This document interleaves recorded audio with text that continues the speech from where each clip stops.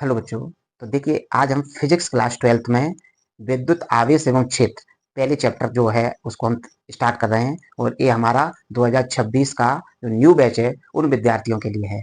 तो चलिए हम स्टार्ट करते हैं। हमारा पहला टॉपिक है विद्युत आवेश एवं क्षेत्र। इसके अंतर्गत हम पढ़ेंगे सबसे पहले विद्युत क्या होता है। विद्युत दो प्रकार की होती है, एक होता है स्थिर विद्युत और दूसरा होता है धारा विद्युत। स्थिर विद्युत का मतलब होता है कि जिसमें आवेश गति नहीं करता है, जिस वस्तु पर आवेश होता है उसमें स्थिर रहता है।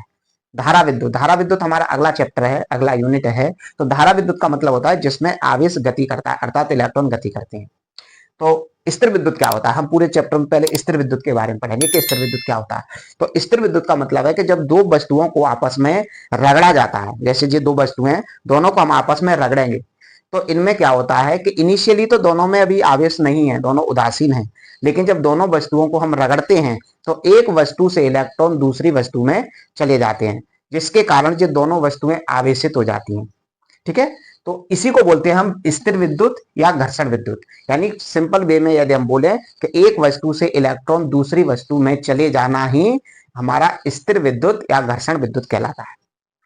जब इलेक्ट्रॉन एक वस्तु से दूसरी वस्तु में चले जाते हैं तो दोनों वस्तु पर क्या आ जाता है, आवेश आ जाता है, अर्थात दोनों वस्तुएं क्या हो जाती हैं, आवेशित हो जाती हैं। तो घर्षण विद्युत के कारण वस्तुओं में क्या आ जाता है, आवेश आ जाता है, वस्तुएं आवेशित हो जाती हैं।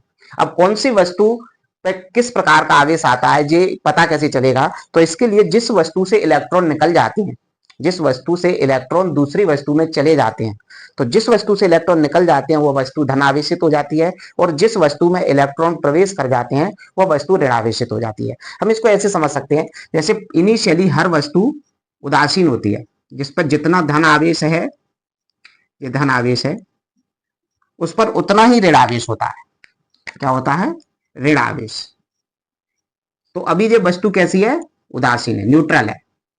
जब इस वस्तु को किसी दूसरी वस्तु से रगड़ते हैं तो इस वस्तु से कुछ इलेक्ट्रॉन दूसरी वस्तु में चले जाते हैं।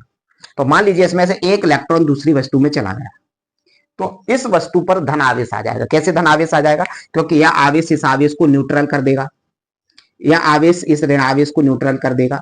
इस पे धन आवेश एक एक्स्ट्रा है, तो ये वस्तु कैसी हो जाएगी, धन आवेशित।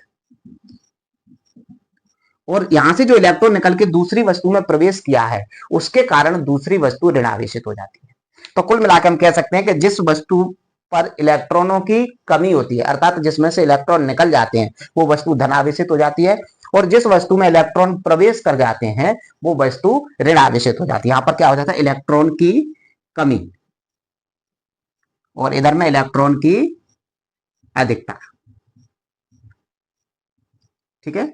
तो इस तरह हम इसको समझ सकते हैं कि स्थिर विद्युत क्या होता है, आवेश क्या होता है, आवेश कितने प्रकार का होता है। ठीक है। तो यदि आपको वीडियो पसंद आया है तो इसको लाइक करें, शेयर करें और चैनल को सब्सक्राइब करें। Thank you.